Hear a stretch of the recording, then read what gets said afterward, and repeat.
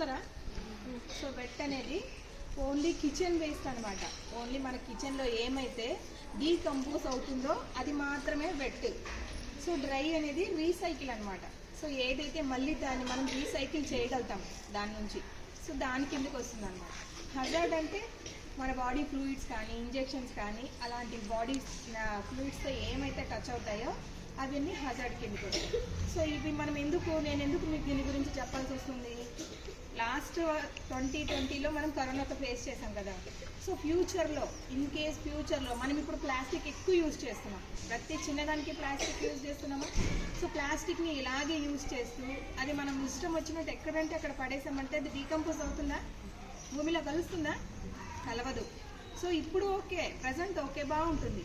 So మీరు ఇంకా పెద్దవాళ్ళు అయ్యి మీ జనరేషన్ స్టార్ట్ అయిన తర్వాత అప్పుడు మీరు ప్రాబ్లమ్స్ ఫేస్ చేస్తారు ప్లాస్టిక్ నుంచి. సో అది కరెక్ట్గా మనము వెట్తో డ్రైతో కలవకుండా డ్రైగానే సపరేట్ చేస్తే ఫ్యూచర్ జనరేషన్ చాలా హ్యాపీగా ఉంటుంది అనమాట.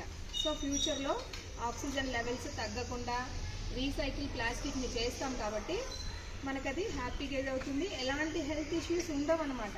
సో మీరు ఇప్పటి నుంచి నేర్చుకోవాలి డ్రై అంటే ఏంటి, వెట్ అంటే ఏంటి, దాన్ని ఎలా సపరేట్ చేయాలని నేర్చుకుంటే ప్లాస్టిక్ నుంచి మనము కొంచెం జాగ్రత్త పడగలుగుతాం.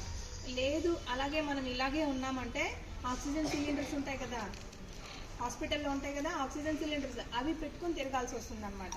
సో ఆ సిచ్యువేషన్ మనకొద్దు, ఓకేనా.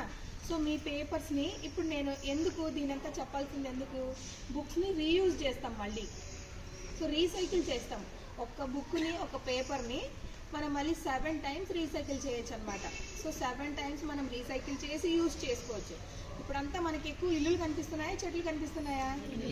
ఇల్లులే కనిపిస్తాయి. సో మనకు ఆక్సిజన్ ఎక్కడి నుంచి వస్తుంది, చెట్ల నుంచి వస్తుంది కదా. సో చెట్లు లేకపోతే ఎలా బతుకుతాం? సో కాబట్టి చెట్లు ఎక్కువ కొట్టకుండా ఉండకూడదంటే మనము బుక్స్ని రీసైకిల్ చేయాలి. 7 times ఒక బుక్ రీసైకిల్